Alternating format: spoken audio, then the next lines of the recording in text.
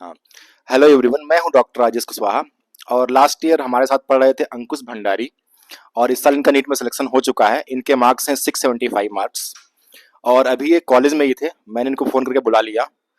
तो अंकुश, कैसा लग रहा है आपको? आपको कॉलेज से बुला लिया हमने डायरेक्ट। Good evening sir.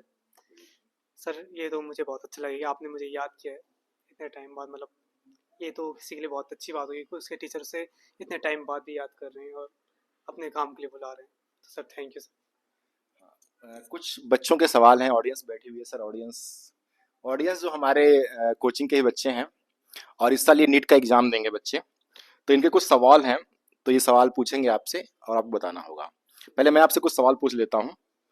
कुछ सवाल मैंने लिखे हैं आपके लिए सिर्फ स्पेशली। पहले कुछ इंटरेस्टिंग सवाल पूछ लेते हैं आपसे। अगर आपके पास सिर्फ 3 किताबें रखने का ऑप्शन हो, तो आप कौन सी चुनेंगे?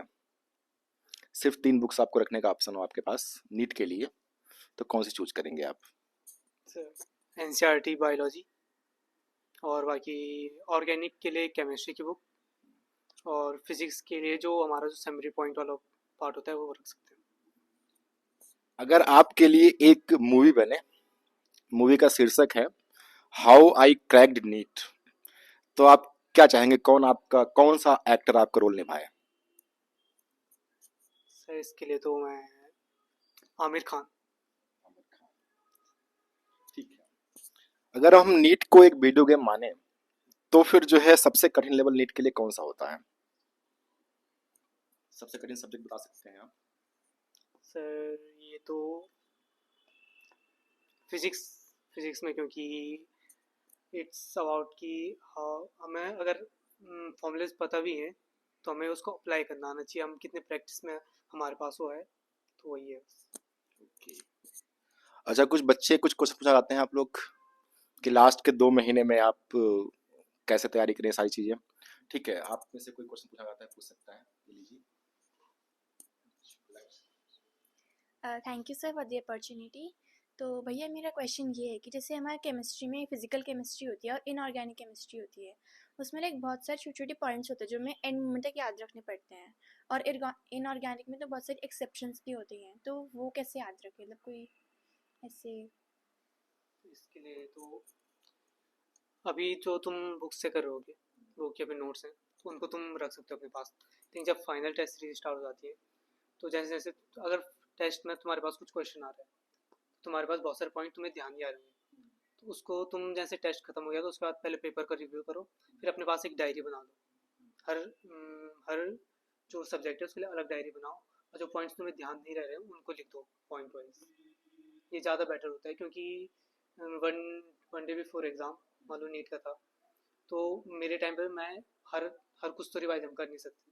तो ये जो फैक्ट होते हैं ना, फैक्ट हमें ध्यान नहीं रहते, तो हम लास्ट टाइम पे उस डायरी को यूज़ कर सकते हैं, क्योंकि सब चीज़ तो हम पढ़ नहीं सकते। वो ज़्यादा बेटर होता है, तो तुम इसके लिए एक डायरी बना लो अलग अलग सब्जेक्ट की। और किसी को कुछ पूछना है सवाल? किसी को और कुछ पूछना है? ठीक है। अगला सवाल मेरा ये है कि लास्ट के टाइम पे बच्चे जो है वन शॉट बहुत देखते हैं, वन शॉट यूट्यूब पे। तो क्या बच्चों को वन शॉट देखना चाहिए, या उन्हें जो है जो उनके पास नोट्स हैं उससे ही प्रिपेयर करना चाहिए? इसके दो आंसर हो सकते हैं। अगर हम वन शॉट देख रहे हैं तो उसके लिए हम, एक तो होता है कि वन शॉट वो देख रहा होता है जिसने कुछ पढ़ा ही नहीं है, तो वन शॉट देख रहा है, तो उसका भी कुछ मतलब बनता नहीं है। वन शॉट उसके लिए ज़्यादा बेटर होता है सेकंड केस में, कि जिसने सब कुछ पढ़ रखा है और उसको लास्ट टाइम रिवाइज करना है, तो उसको एक एक्टिव रिकॉल की तरह भी उस यूज़ कर सकता है, कि वन शॉट में जिस जो जो टॉपिक्स आ रहे हैं उसको अपने माइंड में रिकॉल भी करते रहे, और जो जो टीचर आगे से बता रहा है उसको भी अपने साथ में चलते लेके चले, और कुछ नया पॉइंट है तो उसको अपने नोट्स में ऐड कर दे। क्या आपने वन शॉट देखे थे? एक्चुअली मैं बताऊँ तो मैंने वन शॉट नहीं देखा था, क्योंकि मैं ज़्यादातर कुशवाहा सर की क्लास ले लेता था वन शॉट के लिए, क्योंकि सर बहुत अच्छे से ट्रिक्स बताते हैं। हर टाइम हम कंसेप्ट तो हम पूरे साल भर बना ही रहे हैं, लेकिन लास्ट टाइम पे हो जाता है कुछ पार्ट जो हम हर टाइम वो नहीं कर सकते, मतलब कंसेप्चुलाइज नहीं कर सकते, कुछ तो हमें याद रखना ही पड़ता है। तो उसके लिए कुशवाहा सर बहुत अच्छी ट्रिक्स देते थे, तो मैं उसके लिए सर की क्लास लेता था बस। अगला सवाल ये है मेरा कि क्या आप बच्चों को बता सकते हैं कि आपका पूरे साल भर का डेली रूटीन क्या था, सुबह से लेकर शाम तक? उसके लिए तो वही कि मतलब कोचिंग आओ सुबह, क्लासेस दो, फिर उसके बाद जो हम क्लासेस में जितने कराए उसको पहले 1 घंटे में मैं रिवाइज करता था जैसे घर जाके। उसके बाद उसके क्वेश्चंस लगा लिए जितने मॉड्यूल्स वगैरह हो सकते हैं, और जब मॉड्यूल्स कंप्लीट हो जाते थे तब लास्ट में मैं PYQs करता था। तो इसमें मेरा पूरा दिन लग जाता था। और जब मॉर्निंग में अगर मैं उठ रहा हूँ तो मॉर्निंग टाइम पे मैं जो हमारे जो फैक्ट वाली चीज़ होती है, जितना जो हमें ध्यान नहीं रहता या फिर ट्रिक्स वगैरह हैं, तो उनको रिवाइज कर लेता था। एक दिन में एक बच्चे को कितने घंटे पढ़ना चाहिए? आप कितने घंटे पढ़ते थे? एक्चुअली ये कुछ वो होता नहीं है कि हमने 8 घंटे पढ़ लिया, 10 घंटे पढ़ लिया। मैंने आज तक कभी कैलकुलेट करने की कोशिश नहीं की मैंने कितने घंटे किया। हाँ, एक बार मैंने ट्राई किया था एग्ज़ाम से पहले, तो उसमें मेरा आया था 7.5 घंटे के लगभग। तो कोई मैक्सिमम, कोई तो बोलता है मैंने 12 घंटे पढ़ लिया, 13 घंटे पढ़ लिया। लेकिन ज़रूरी होता है कि तुमने जितना पढ़ा है उसमें तुमने फुल फोकस्ड होकर पढ़ा होगा। क्योंकि बहुत बार क्या होता है कि हम 5 मिनट पढ़ते हैं तो 5 मिनट हम रील्स देख रहे होंगे, यूट्यूब पे शॉर्ट्स देख रहे होंगे, या फिर हम प्रोक्रास्टिनेट कर रहे होंगे। तो ये थोड़ा हो जाता है। तो ये मत देखो कि तुमने कितना घंटा पढ़ा है, ये देखो तुमने कितने घंटे या फिर कितना टाइम फोकस्ड होकर पढ़ा है। अगर एक बच्चा चाहता है कि वो 600 नंबर क्रॉस कर जाए, तो उसके लिए उसे क्या करना चाहिए? 600 नंबर क्रॉस कराए, वही है मतलब अपना डेली रूटीन, मतलब एक डिसिप्लिन मैनर में कुछ भी करना चाहो तो तुम कर लोगे। क्योंकि स्टार्टिंग में क्या था कि जब फरवरी मार्च का टाइम था तो मेरे मार्क्स में से 550 600 के ऊपर तो बहुत कम जाते थे। लेकिन जब मैं उसको कंसिस्टेंटली अपनी पढ़ाई कर रहा था, पूरी डिसिप्लिन के साथ कर रहा था, तो लास्ट टाइम पे अप्रैल के फाइनल टाइम पे मेरे मार्क्स थोड़े 600 से ऊपर गए, 650 तक भी गए। तो बस यही है कि अपना डिसिप्लिन बनाए रखो, कंसिस्टेंसी रखो। क्या कभी किसी बच्चे के नंबर आपसे अधिक आए हों टेस्ट में, तो क्या आपको लगा है कि इसके नंबर मुझसे ज़्यादा आए हैं तो मेरे नंबर कम आए हैं तो सिलेक्शन होगा कि नहीं होगा, ऐसा कुछ सोचा है आपने कभी? ऐसा बहुत बार माइंड में आता था, लेकिन मेनली मतलब मैं बहुत ज़्यादा ऐसे वो नहीं करता था कि कंपेयर कर लिया। क्योंकि बहुत बार तो मेरी रैंक 8 9 था, या अपने पूरे बैच में सारे मिला के कभी 4 5, तो ऐसे ही लगा रहता था। तो बहुत ज़्यादा कंपेयर नहीं करना चाहिए कि सामने वाले के कितने मार्क्स आ रहे हैं। मे बी उसने एक दिन पहले वो टॉपिक पढ़े हो जो पेपर में आ गए, तुमने वो नहीं पढ़े हो। लेकिन एट द एंड तो जब एग्ज़ाम से पहले होगा, तुमने भी सारे टॉपिक पढ़े होंगे, उसने वही टॉपिक पढ़े होंगे। बात यह है कि तुम कितने अच्छे से उसे रिकॉल कर पाए, तुम कितने जल्दी कनेक्ट कर पाए क्वेश्चन को, बस। अच्छा, लास्ट के 2 महीने बचे हैं, तो लास्ट के 2 महीने में आपने कैसे प्रिपरेशन किया, और बाकी ये बच्चे जो बैठे हुए हैं, बाकी जो बच्चे देखेंगे आपको, वो लास्ट के 2 महीने में कैसे प्रिपेयर करें कि आप जैसे मार्क्स, जैसे आपके 675 मार्क्स हैं इस बार नीट में, तो उतने या उससे अधिक आ पाए? कैसे पढ़ना चाहिए लास्ट के 2 महीने में? एक्चुअली हमारा सिलेबस ऐसे स्टार्ट खत्म हुआ था कि फरवरी लास्ट में हमारा सिलेबस खत्म हो गया था, फिजिक्स का थोड़ा बहुत बचा था। तो मैंने क्या किया था कि अपना फरवरी लास्ट तक अपना डिसाइड कर लिया था कि अगर फिजिक्स का जितना बचा हुआ है तो उसको मैं एक दिन में एक चैप्टर कर लूँगा, या फिर 2 दिन में एक चैप्टर कर लूँगा। बाकी जो सिलेबस कंप्लीट हो गया है उसको थोड़ा थोड़ा रिवाइज करता रहूँगा। तो मैंने लगभग सिलेबस तो ऐसे बोला जाए तो सिलेबस कभी कंप्लीट होता ही नहीं है। अगर मेनली होता है कि तुम कितना कंसेप्ट बना पा रहे हो, कितने फैक्ट्स ध्यान रख पा रहे हो, सिलेबस कभी कंप्लीट नहीं होगा। तो मैं, मेरा भी यही सीन होता है कि मेरा सिलेबस कंप्लीट नहीं हो रहा था। लेकिन मुझे ये था कि अपना कंसिस्टेंटली एग्ज़ाम देते रहो, पेपर में जो फॉल्ट आ रहे हैं, जो तुम रिव्यू कर रहे हो, उसको अपनी अलग से डायरी में नोट करते रहो। तो ये तुम्हारे एग्ज़ाम स्कोर को इम्प्रूव करेगा। बाकी सिलेबस कंप्लीट तो कभी होता ही नहीं है।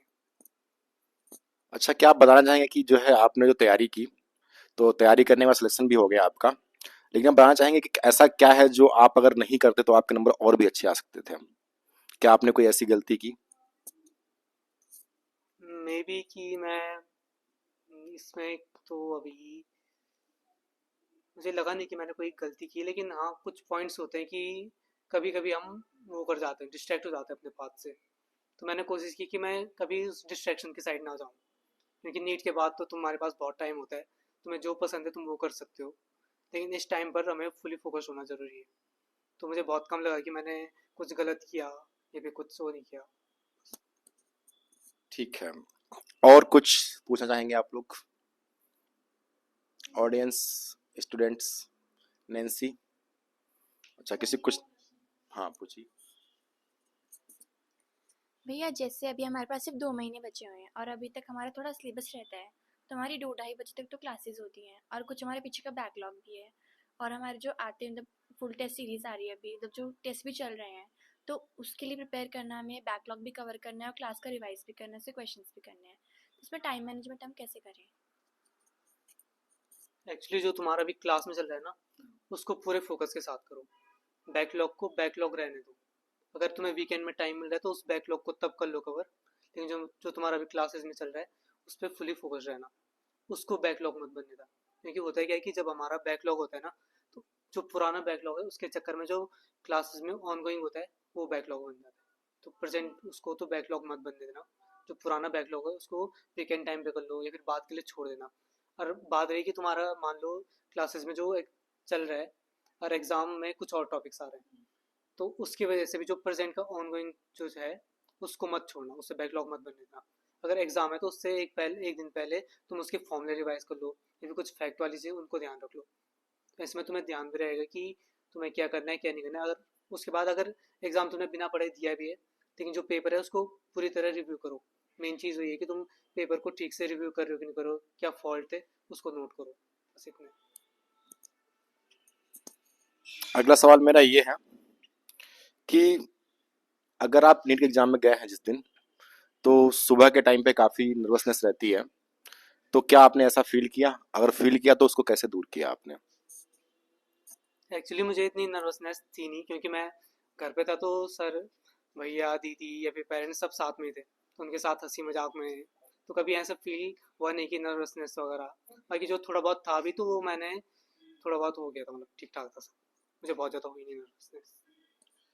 तो अभी आपको दून मेडिकल कॉलेज मिला है, तो उसमें आपको कैसा लग रहा है? अब तो आप कॉलेज में पहुंच गए हैं। मुझे बहुत बढ़िया लग रहा है, बाकी और क्या बताऊँ, बढ़िया ही है सब। ठीक है। तो उम्मीद करते हैं सभी के सवालों के जवाब मैंने पूछ लिए हैं, और किसी और कुछ पूछना है पूछ सकता है। कोई और भी क्वेश्चन है तो आप इस वीडियो के नीचे कमेंट सेक्शन में कमेंट कर सकते हैं, पूछ सकते हैं। और अंकुश को हम दोबारा बुला लेंगे, अंकुश तो यहीं पे है, और काफ़ी हमें खुशी है कि अंकुश सेलेक्ट हुआ यहाँ से पढ़ के। और बस इतना ही। धन्यवाद।